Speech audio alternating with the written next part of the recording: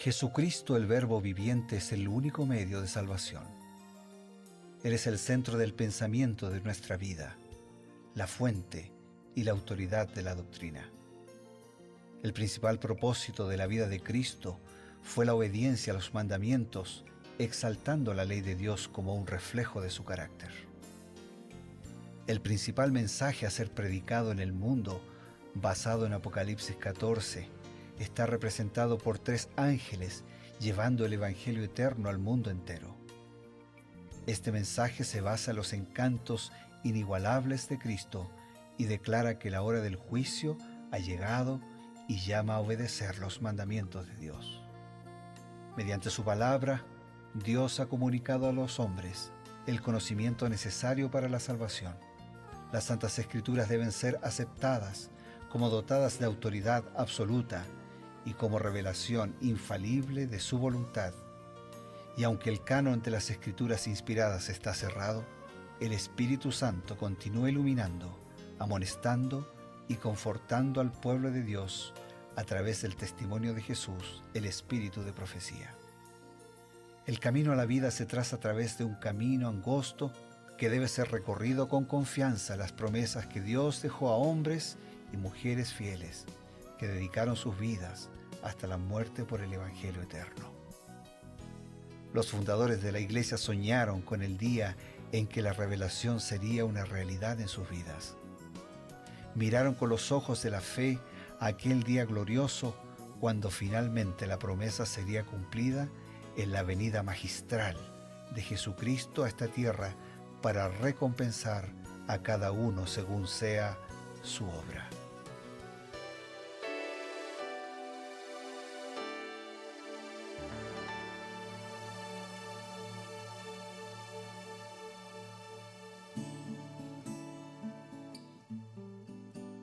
Gratos y reconocidos a Dios, nos reencontramos aquí por medio de la señal de nuevo tiempo, la señal de esperanza, para volver, para retomar un capítulo más y una reflexión más en Creed en sus profetas. Lo hacemos siempre con la esperanza de que los consejos que les presentamos puedan ser de mucha utilidad y de una buena aplicación para sus vidas, así como lo es también para nuestras vidas. Estamos junto al pastor Bruno Razo para comenzar nuestra tarea. Y estamos seguros, Pastor Eber, que es así, porque como proviene de Dios, ese mensaje impacta y transforma vidas.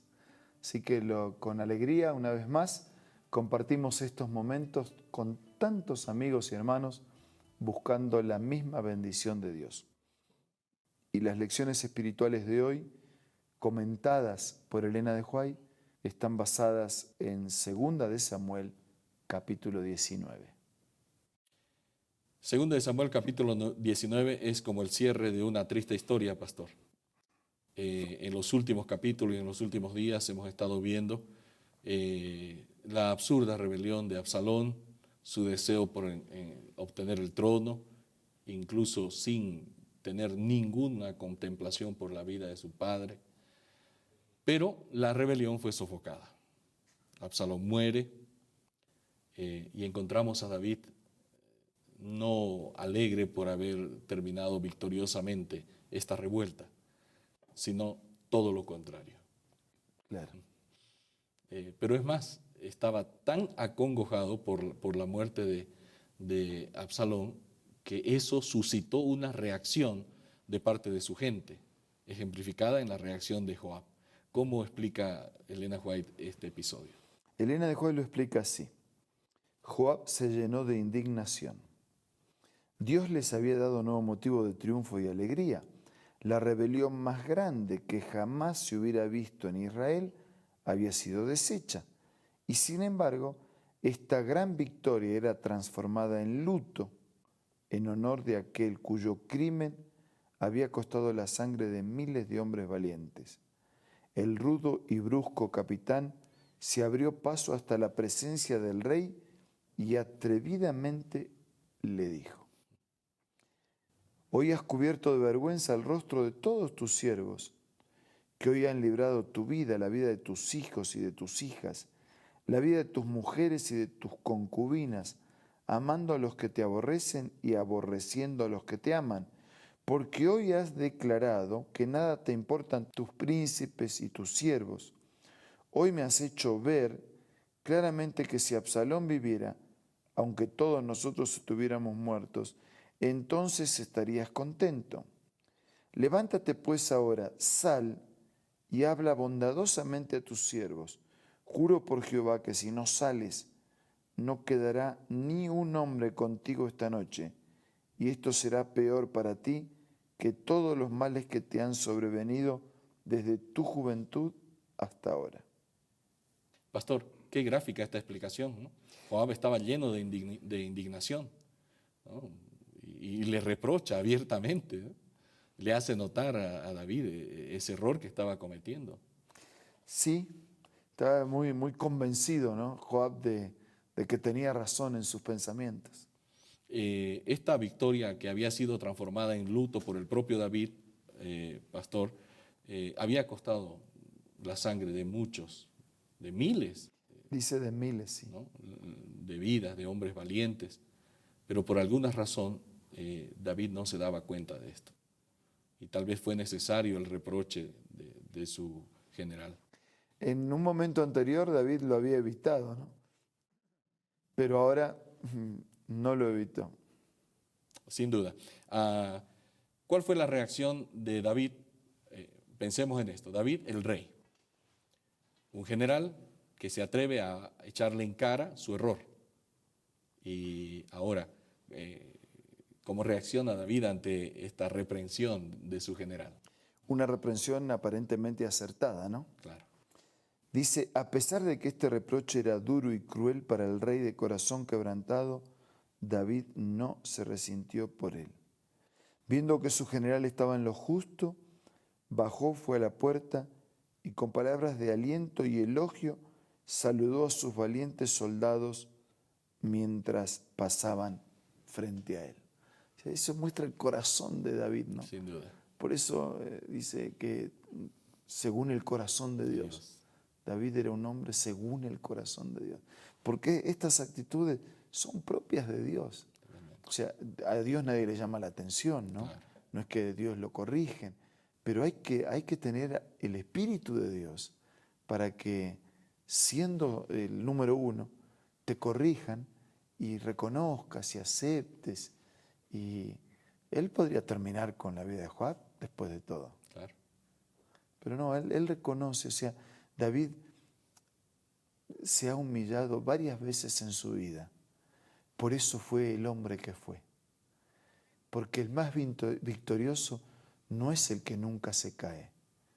El más victorioso es aquel que, aunque se cae varias veces, por la gracia de Dios siempre se levanta. Y David cayó en lo más profundo que un ser humano puede caer. Pero aprendió a humillarse de sus grandes errores o de sus pequeños errores. Humillarse delante de Dios, reconocer delante de Dios, admitir delante de las personas. Y por eso llegó a ser un gran hombre. No porque nunca se equivocó, sino porque siempre pudo resolver sus errores y pecados confiado, dependiendo y buscando al Señor. Sin duda, pastor. Mientras comentaba esta cita y mencionaba algo que me dejó pensando, es que David estaba mostrando el mismo espíritu de Dios y mencionó que a Dios nadie lo puede reprochar, y es cierto, pero hubo un ser que se atrevió a echarle en cara a Dios como diciendo, tu gobierno es injusto, y Dios todavía lo toleró y lo sigue tolerando hasta el día de hoy. Sí, exactamente, porque, digamos, Lucifer comenzó a cuestionar en el cielo de que el carácter de Dios no era ni justo ni amoroso, Claro. y comenzó a cuestionar que su ley tampoco era justa y que era imposible de cumplir. O sea, cuestionó la esencia de Dios, su carácter, su esencia y su ley. Y Dios podría haberlo al instante rechazado. Claro. Pero sin embargo lo toleró, dio el tiempo necesario para que quede claro que se trata de una que se sublevó de una manera perversa, Sí. y llegará el momento en que el enemigo será totalmente destruido, el pecado será totalmente destruido y nunca más habrá pecado y el mal no se va a levantar dos veces. Pero sí, esa actitud de Dios es la que inspiró también a tener esa misma actitud.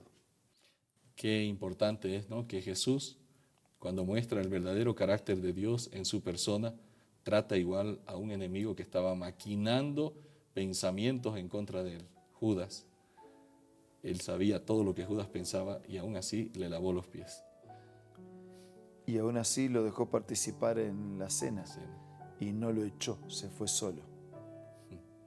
Realmente el que viene a mí, dijo Jesús, no le echo fuera. Así es. Qué desafío, amigos, imitar el carácter no solo de David, pero sobre todo el carácter de Jesús, nuestro máximo ejemplo.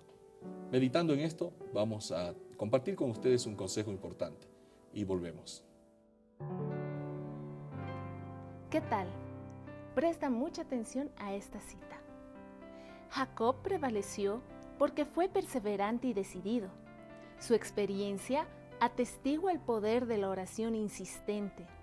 Este es el tiempo en que debemos aprender la lección de la oración que prevalece y de la fe inquebrantable.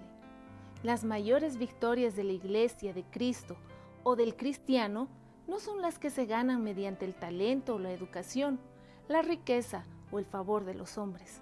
Son las victorias que se alcanzan en la cámara de audiencia con Dios, cuando la fe fervorosa y agonizante se hace del poderoso brazo de la omnipotencia. Qué lindo, ¿verdad? Esta cita tú la encuentras en el libro La Oración, escrito por Elena G. de White. No puedes perder este maravilloso libro de tu biblioteca personal. Así que te invito una vez más a que visites la página www.aces.com.ar o también puedes hacerlo visitando una iglesia adventista del séptimo día cerca o próximo del lugar donde tú te encuentres. También, si te gustan las aplicaciones y la tecnología, descárgalo como Elena G. de White del App Store o del Play Store.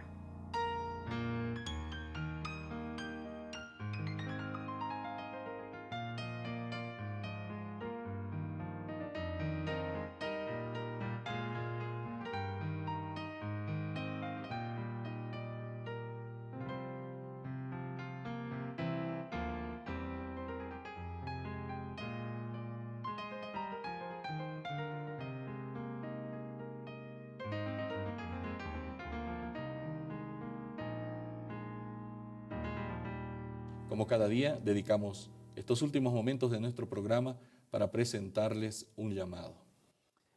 Juan dice: hijitos, estas cosas les escribo para que no pequen. Parafraseando, no solo podemos decir, hermanos, amigos, estas cosas escritas conversamos para no pecar, para que Dios nos haga victoriosos. Pero el pasaje continúa y dice: pero si alguien ha pecado, abogado tenemos en Jesucristo. Por eso, para no pecar, recurra a Jesús. Y para resolver el problema del pecado, recurra a Jesús. Ahora vamos a orar. Señor, nos presentamos ante ti en primer lugar para pedirte que perdones nuestros pecados y que en Jesús nos hagas victoriosos sobre toda tentación e inclinación hacia el mal. Pero también te pedimos que nos ayudes, no solo perdonando nuestros pecados, sino habilitándonos con tu Espíritu para crecer, para madurar y para ser vencedores sobre el pecado. Amén. Abraza fuertemente a todos. Danos hoy la paz del perdón y la fortaleza para la victoria. Oramos en Jesús nuestro Señor. Amén. Amén. Tenemos el compromiso de un encuentro el día de mañana. Esto ha sido Creed en sus profetas.